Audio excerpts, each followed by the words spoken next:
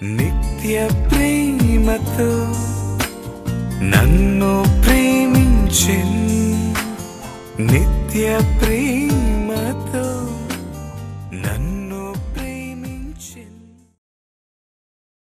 మహాకృపయు కనికరము కలిగిన మా కన్న తండ్రి, ఘనమైన నీ ప్రేమను బట్టి, ఉన్నతమైన నీ కృపను బట్టి ఎంతగానో సంతోషిస్తూ నీ పిల్లలుగా శాశ్వత ప్రేమ ఈ టీవీ కార్యక్రమము ద్వారా పరిశుద్ధ లేఖనములను ధ్యానించడానికి పూనుకుంటుండగా మాకు సహాయాన్ని అనుగ్రహించండి. నీకు మహిమకరంగా, మా అందరికీ దీవెనకరంగా నీ ఆత్మ సహాయముతో ముందుకు నడిపించమని మిమ్మల్ని కోరుకుంటూ క్రీస్తు నామం నీ ప్రార్థన అడిగి వేడుకొనుచున్నాము తండ్రి, ఆమేన్. ప్రేమన దేవుని వర్లారా, దేవుని అపారమైన ప్రేమను బట్టి, ఆయన ఉచితమైన కృపను బట్టి పరలోకమందున్న కన్న తండ్రిని స్తుతిస్తూ క్రీస్తు పేర కృతజ్ఞతాస్తుతులు చెల్లించుచున్నాను. దేవుని పిల్లలైన మీ అందరికీ కూడా క్రీస్తు పేర శుభములు, వందనములు తెలియజేసుకుంటూ మీరందరూ ఆత్మీయంగా విశ్వాసముతో ముందుకు సాగుతున్నారు అని ప్రభు ప్రేమను బట్టి మరి నేను విశ్వసిస్తున్నాను. మీ అందరిని గురించి క్రమం తప్పకుండా ప్రార్థనలో జ్ఞాపకం చేసుకుంటున్నాము అని తెలియజేయుటకు ఎంతగానో సంతోషిస్తూ వాక్య పఠనాన్ని, ప్రార్థనా జీవితాన్ని, సంఘ సహవాసాన్ని కొనసాగించవలసిందిగా ప్రభు ప్రేమను బట్టి మిమ్మల్ని అందరినీ కోరుకుంటూ ఈరోజు కూడా పరిశుద్ధ లేఖన ధ్యానాలకై పరిశుద్ధ గ్రంథాన్ని చూస్తూ మరి వాక్య ధ్యానాన్ని కొనసాగించవలసిందిగా ప్రభు ప్రేమను బట్టి మిమ్మల్ని కోరుకుంటున్నాను. క్రైస్తవ జీవితంలో విశ్వాసము, మారుమనసు, రక్షణ. మొదటగా యేసుక్రీస్తు నా కొరకు ఈ భూమి మీదకి వచ్చాడు. ఆయన మరణించి తిరిగి లేచాడు. ఆయన విలువైన రక్తము ద్వారా నాకు పాప క్షమాపణ కలుగుతుంది అని విశ్వసించాలి. విశ్వసించిన తర్వాత ఇక మీదట నేను ఆయన కొరకు బ్రతకాలి అని మన మనస్సును మార్చుకోవాలి. విశ్వసించి మన మనస్సును మార్చుకొని రక్షణలోనికి రావాలి. అనగా బాప్తిస్మాన్ని మనం స్వీకరించాలి.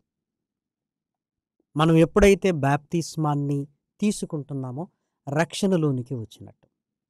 ఎప్పుడైతే ప్రభువు నా కొరకు పుట్టాడు, ఆయన మరణించి తిరిగి లేచాడు, ఆయన విలువైన రక్తము ద్వారా నాకు క్షమాపణ కలుగుతుంది అని నువ్వు విశ్వసిస్తున్నావో వెంటనే ఆయన కొరకు బ్రతకాలి అని నీ మనస్సును మార్చుకోవాలి.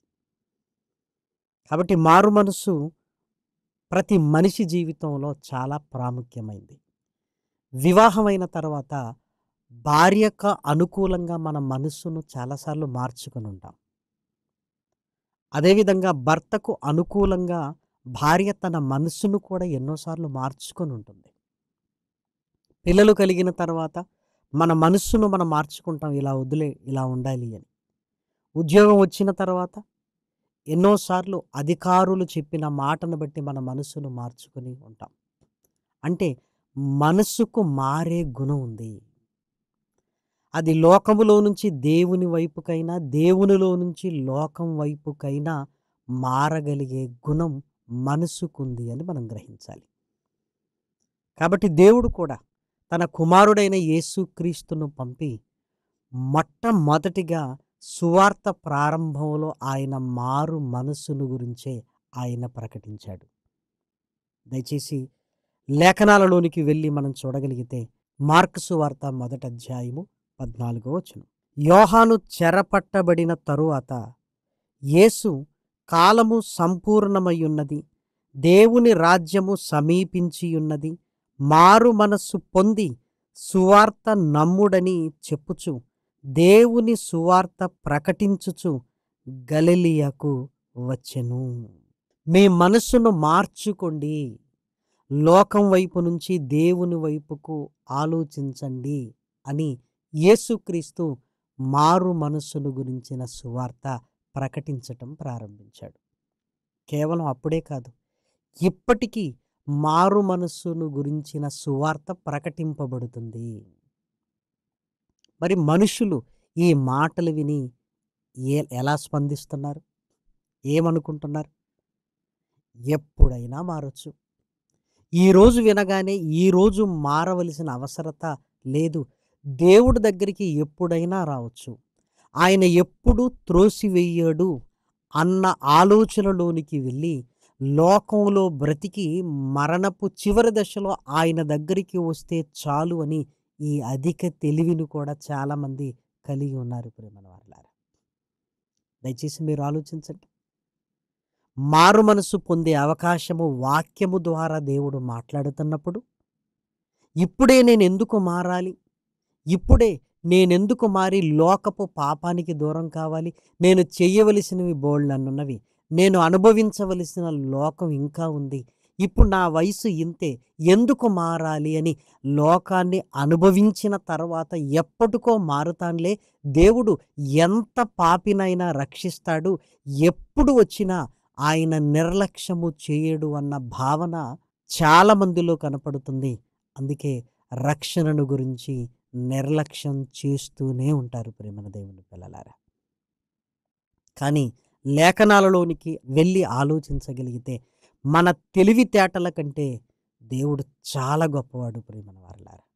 నువ్వు ఎందుకు వస్తున్నావో ఆయనకి తెలియదా? నీ ఇష్టానుసారంగా లోకాన్ని అనుభవించి ఆయన దగ్గరికి నువ్వు వచ్చావన్న సంగతి ఆయనకు తెలియదా?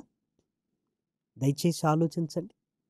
దేవుని వాక్యము నిన్ను మారు మనస్సు పొందునట్లు ప్రేరేపిస్తున్నప్పుడు దాన్ని అనగద్రొక్కి ఇంకా లోకములో ఉంటున్న పాపాన్ని అనుభవించాలన్న ఆలోచనతో నువ్వు నిర్లక్ష్యం చేస్తున్నావని దేవునికి తెలియదా?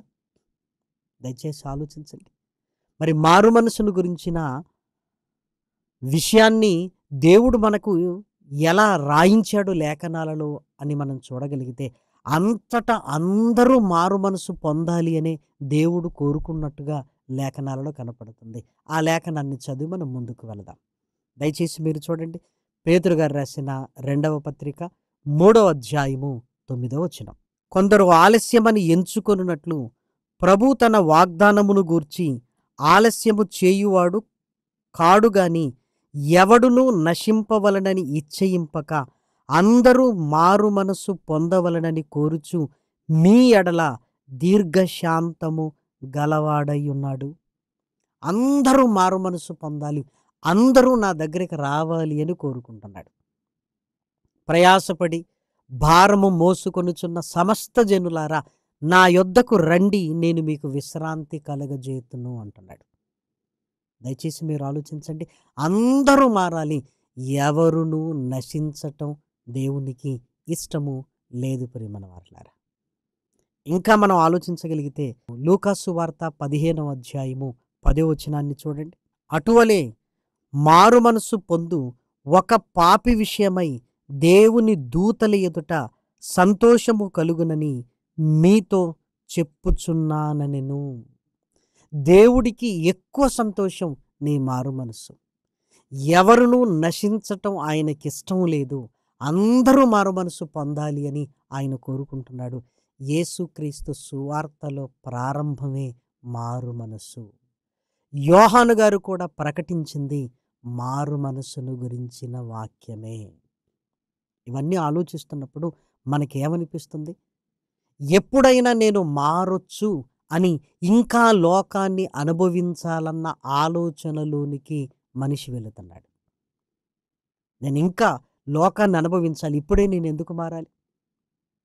డిగ్రీ కదా నేను చదువుతుంది, ఇప్పుడే ఉద్యోగం వచ్చింది కదా, ఇప్పుడే వివాహం అయింది కదా అని మారు మనసును గురించిన ఆలోచనను ప్రక్కకు పెట్టి ఎప్పుడైనా దేవుని దగ్గరికి రావచ్చులే అని మనిషి భావిస్తున్నాడు ప్రేమన వారలారా. అది నిజమా?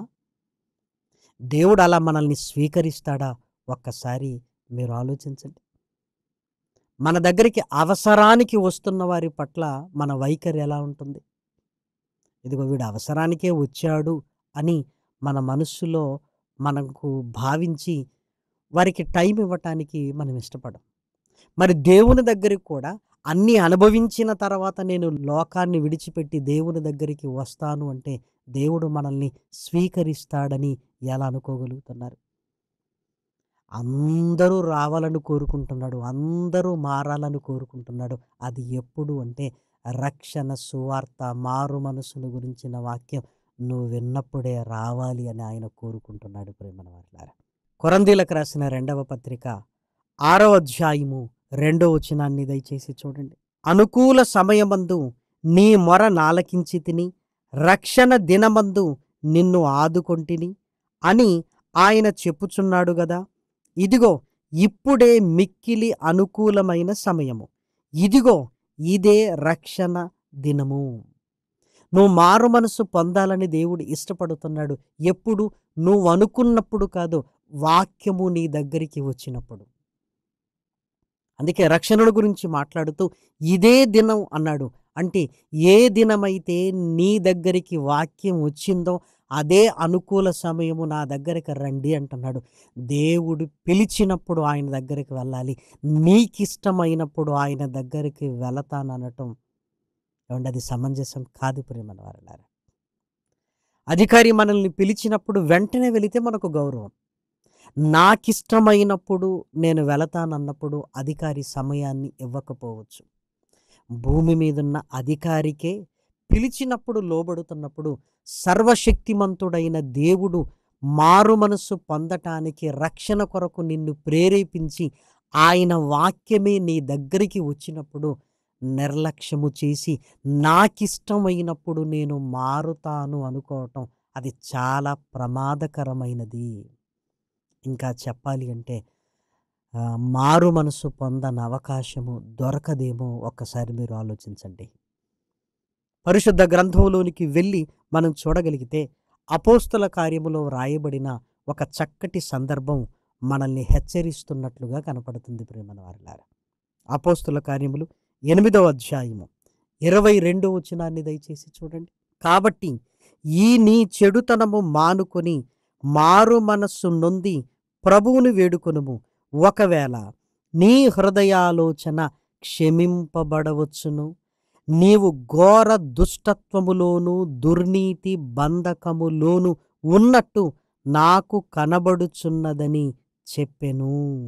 ఇక్కడ ఖచ్చితంగా దేవుడు నిన్ను క్షమిస్తాడు అన్న భావన కాకుండా ఒకవేళ అన్న పదాన్ని ఉపయోగించాడు.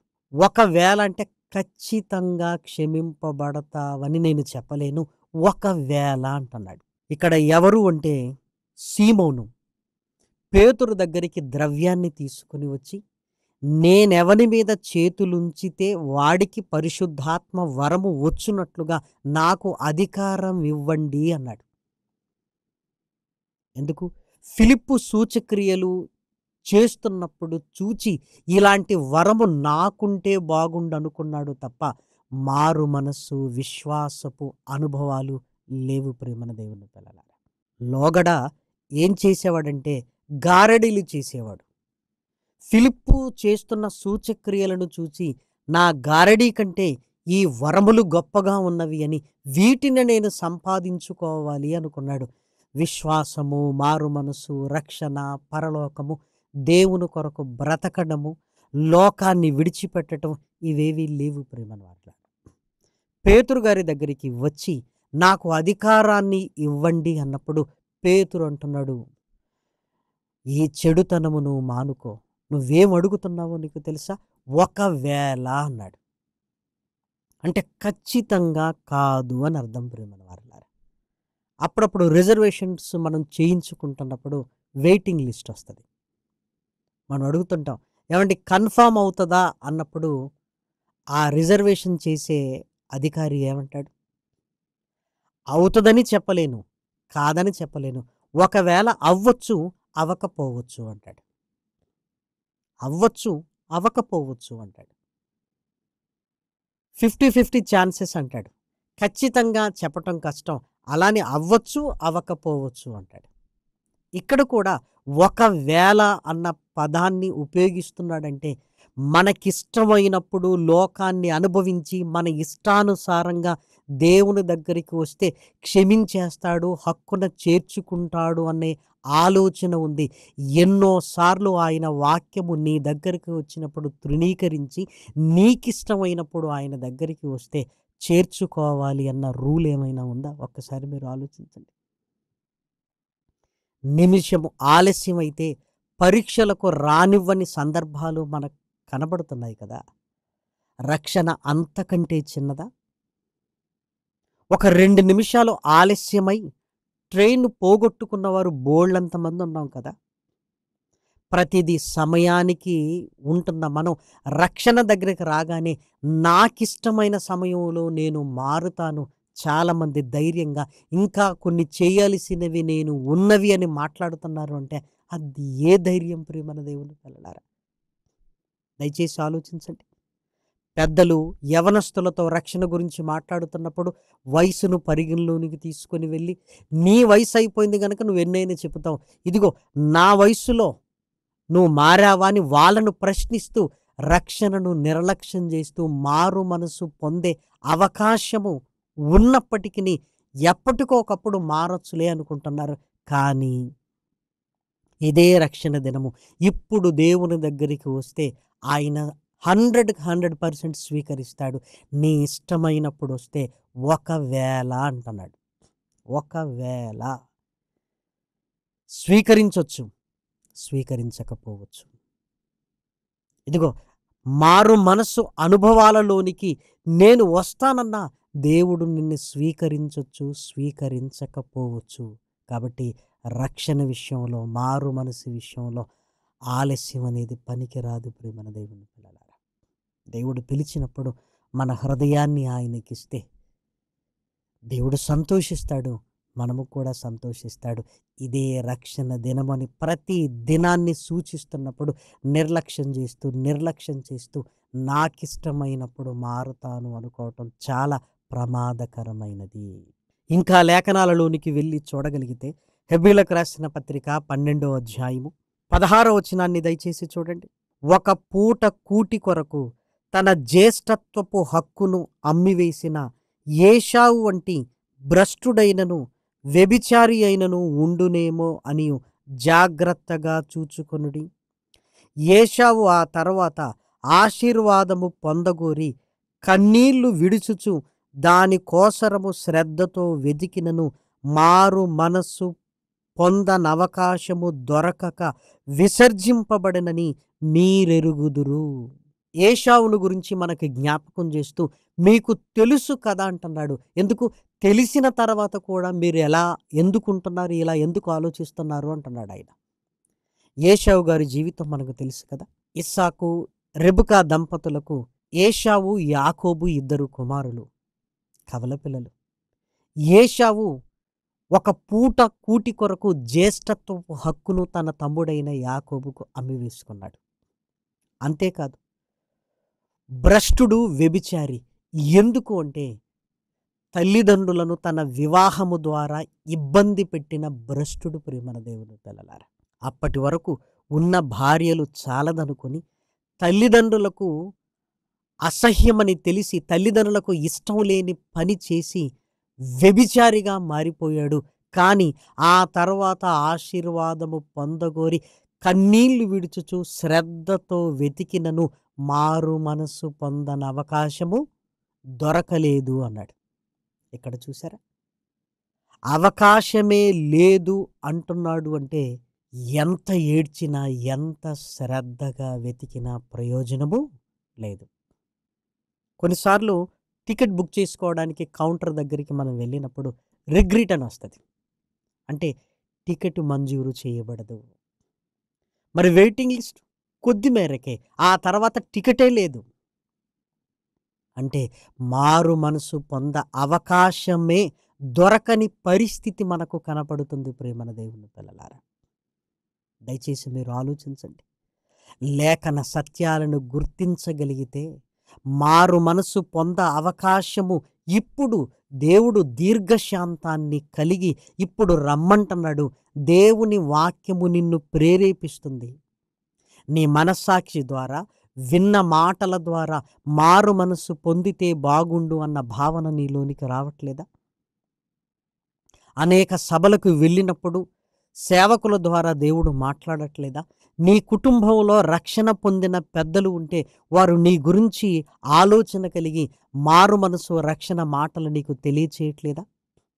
ఇప్పటి వరకు ఎన్నిసార్లు నిర్లక్ష్యం చేశామో ఒక్కసారి మీరు ఆలోచించండి. ఎన్నిసార్లు మారదామనుకుంటున్నాం, వాయిదా వేస్తున్నాం, మారదామనుకుంటున్నాం, వాయిదా వేస్తున్నాం. చావాలనుకున్నవాడు వెంటనే వెళ్ళి చచ్చిపోతున్నాడు. చూసారా? ఒక తప్పు వెంటనే చేయగలుగుతున్న మనం ఒక మంచి చేయడానికి వాయిదాలు, వాయిదాలు, వాయిదాలు వేస్తున్నాం.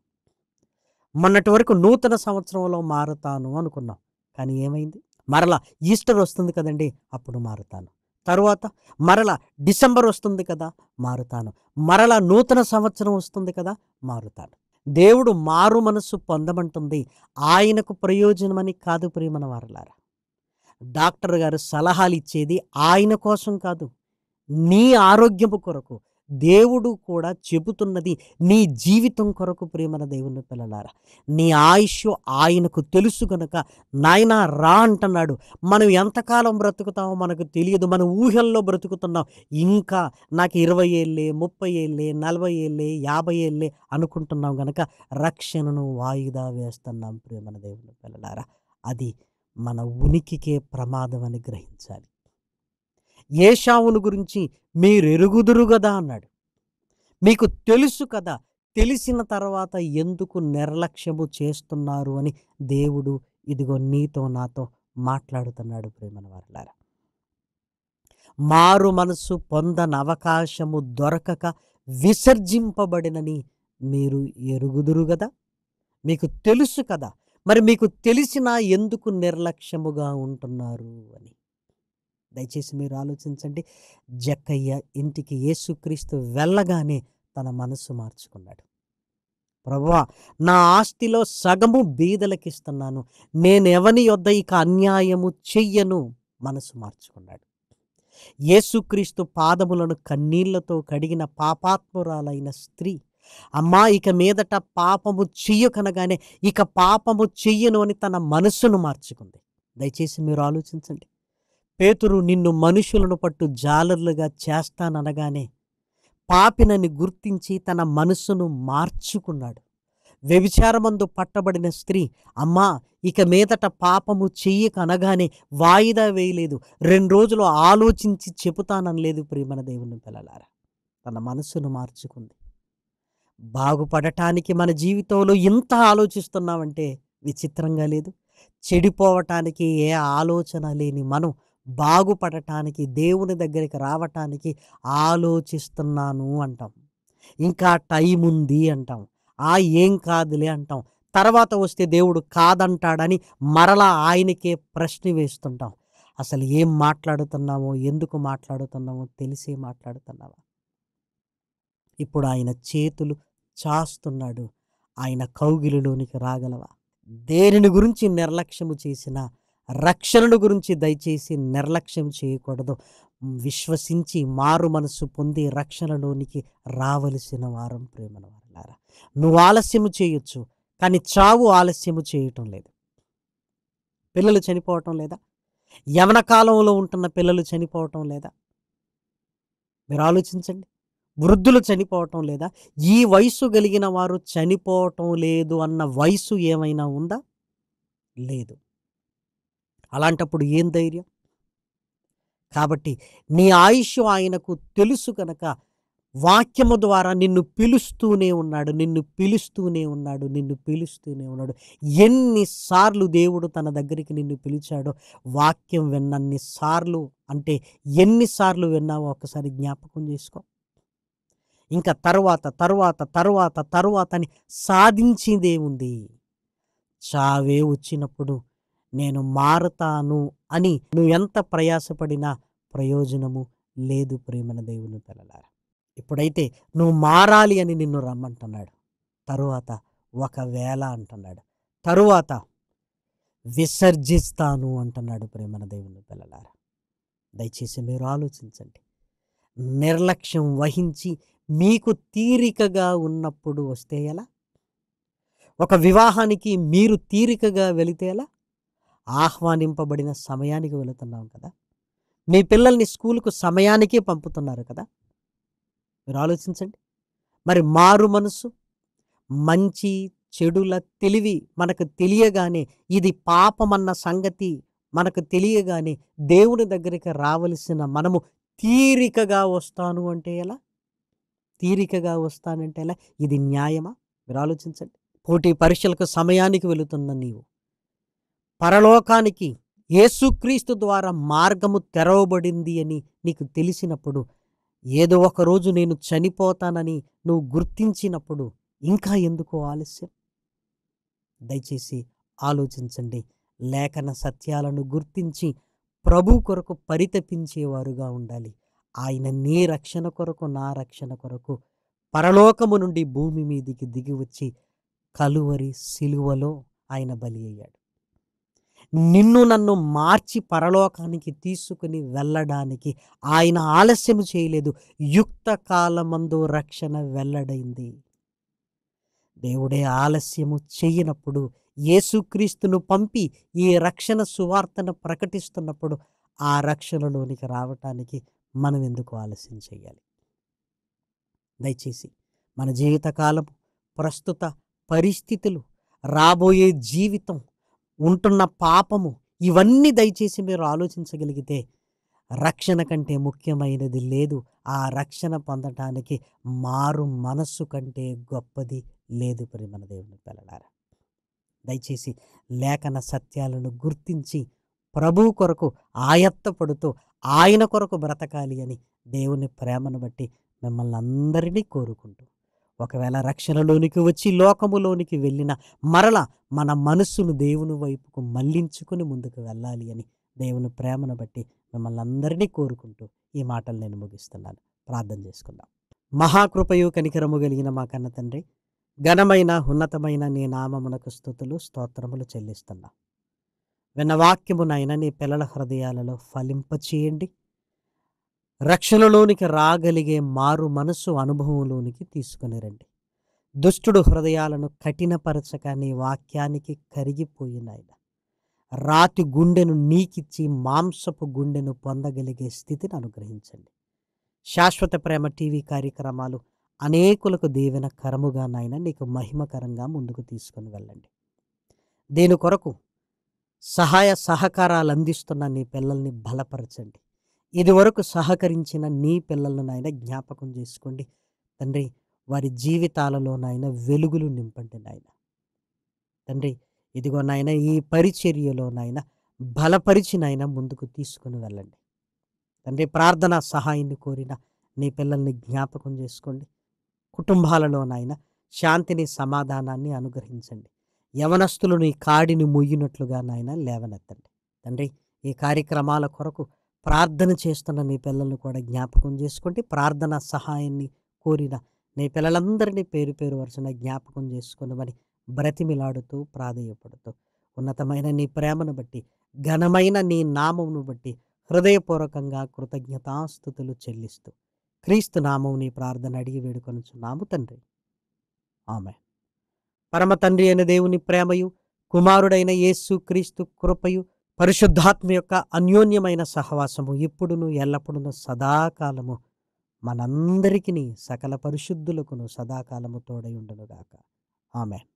ప్రేమకు సాటి వేరెవ్వరు, నీ ప్రేమకు సాటి వేరెవ్వరు, ప్రేమకు సాటి వేరెవ్వరు, నీ ప్రేమకు సాటి వేరెవ్వరు. ప్రేమా స్వరూపి నా యేసయ్యా. స్వార్థం లేనిది ప్రేమ, అన్నీ ఓర్చును ప్రేమ. గంగం లేనిది ప్రేమ, అపకారమునే మరచును ప్రేమ. ఉప్పొంగని గుణమే ప్రేమ, కోపం నిలుపదు ప్రేమ. అన్నీ తాడును ప్రేమ, మత్సరమే పడనిది ప్రేమ. గయనే చూపును ప్రేమ, గరికే చేచును ప్రేమ. సహనం చూపును ప్రేమ, వివీక్షణతో నిలుచును ప్రేమ.